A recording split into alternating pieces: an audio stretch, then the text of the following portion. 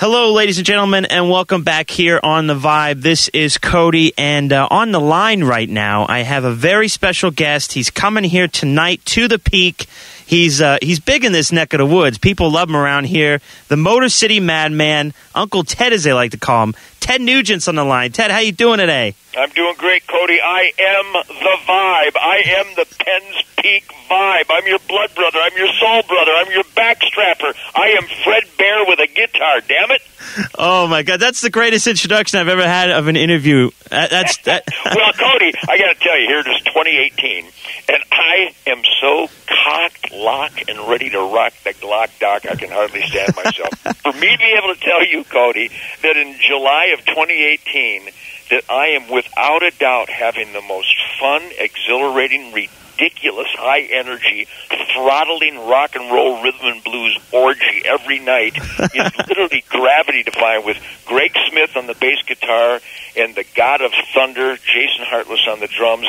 The guitar tone I have this year, you know, it's all about tone and delivering the spirit of your musical dreams. Yes, it is. You want to express yourself. Yep. And for me to be able to tell you in 2018 that this is the most intense, outrageous, big fun, dirty groove noise, throttle master rock and roll tour of my life is absolutely proof that God loves me more than he loves you. He's given me the greatest tour of my life, and I'm having so much fun, it's stupid.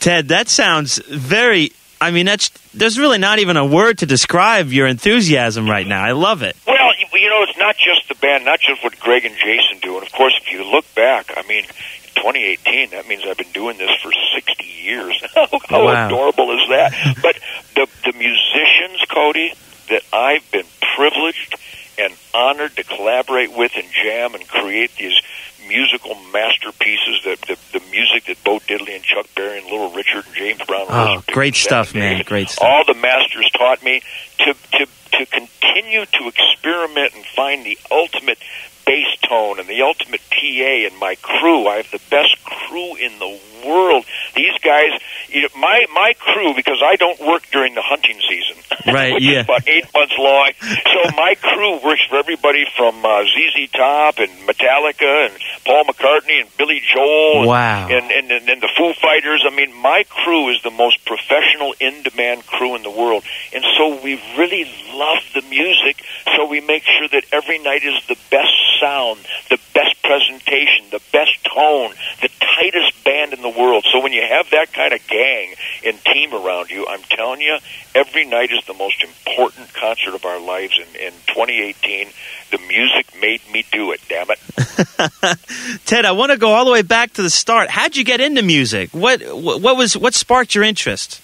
Well, come on, I was born in 1948, man, and Les Paul had just electrified the guitar a few years before I was born, and then the gods of the ultimate guitar noise, you know, Bo Diddley and Chuck Berry, and certainly the Ventures and Duane Eddy and Lonnie Mack, and all these masters that took this new Les Paul electric guitar invention, and they started making this outrageous, uppity music, this rock and roll music that was so different and so intense and so defiant and so outrageous that how could a young person not fall in love with its uninhibitedness? And it really is a soundtrack for freedom. Before we were old enough to realize how important freedom is and how to represent that soundtrack. So I was born in the storm, in the tsunami of musical geniuses. At the same time, equally important, Cody, I was born when Fred Bear had moved from Pennsylvania to Michigan and reintroduced that dynamic spirituality of wildlife love, the love affair with the wild ground and the wild critters that so stimulate us and so inspire us. So I had both the outrageous electronic insanity of rock and roll and then this physics of spirituality that Fred Bear was teaching people, that long-range marksmanship is exciting and it's a great discipline, but nothing compares to the demands of archery and bow hunting, getting close to the animal and better understanding that animal. And Cody, you have to admit, not only do I write songs about animals, but that animal spirit really, it really resonates in all my songs, whether it's Hibernation, Migration, Loaded for Bear, Fred Bear, Tooth, Fang, and claw, dog eat dog. I mean, even in Stranglehold, the opening line is, "Here we come again now, baby, like a dog in heat."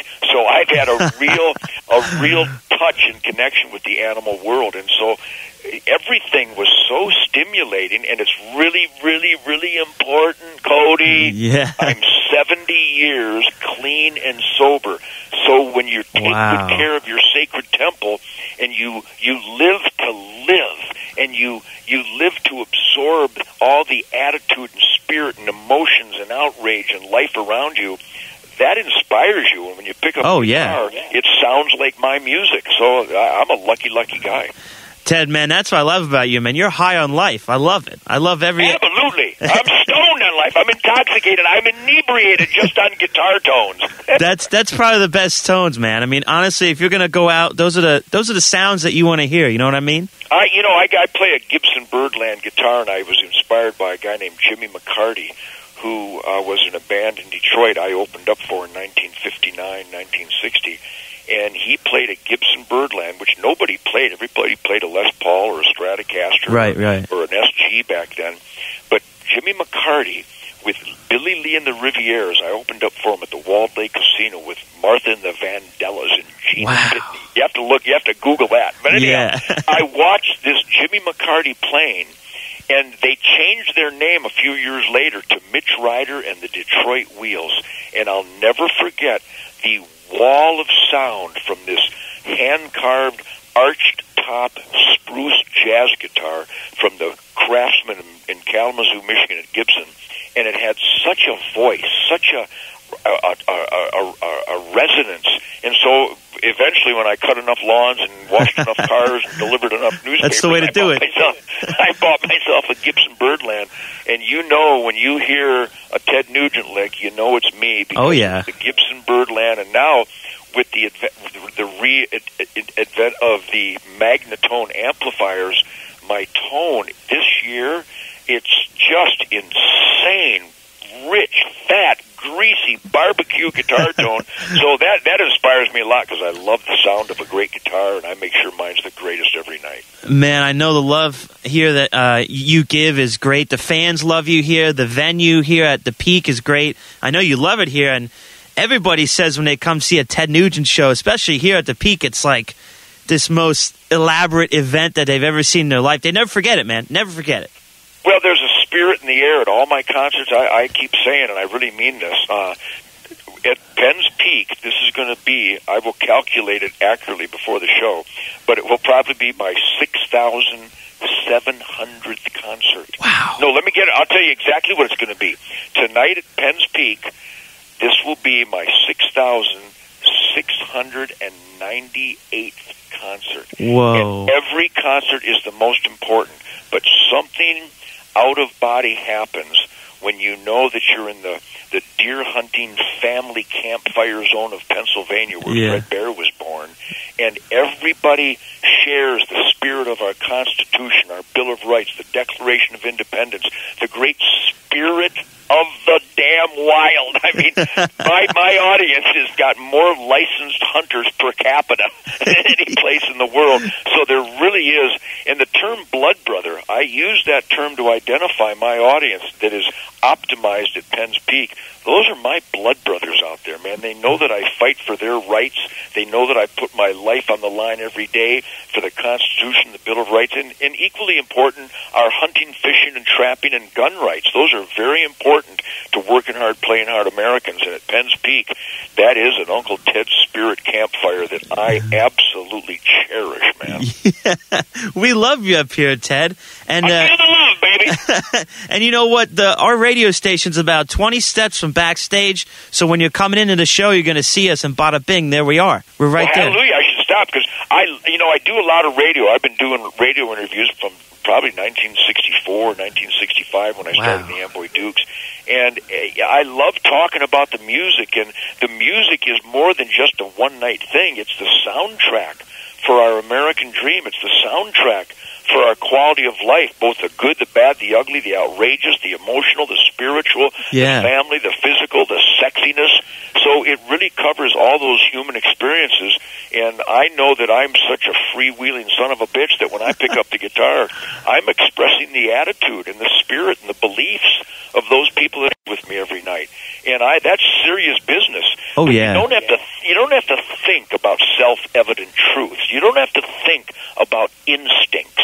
You don't have to think about God-given individual rights. We just know that they are. And so that connection with my audience goes way beyond anybody else's music. You should see the letters I get from families who play the Fred Bear song when their son or daughter comes home in a flag-draped coffin, or an old grandpa finally died after 80 hunting seasons, and my music is played at their memorials and at graduations and anniversaries and bar mitzvahs and opening days of deer season. So I know that when they play Ted Nugent music at these important family events, that in a way, I'm really there with them. You know, I mean, it's powerful stuff. Yeah, that sounds, I mean, all that sounds just incredible. All the information that you just gave me, this has been one of, I think it's probably been my greatest interview so far. I'm going to be honest with you, Ted. It's probably been my greatest. I appreciate it, because I'm just sharing, you know, and again, when you've had an adventure like I have for 70 years, I'll be 70 years old in December, so I'm 69.7 years old right now.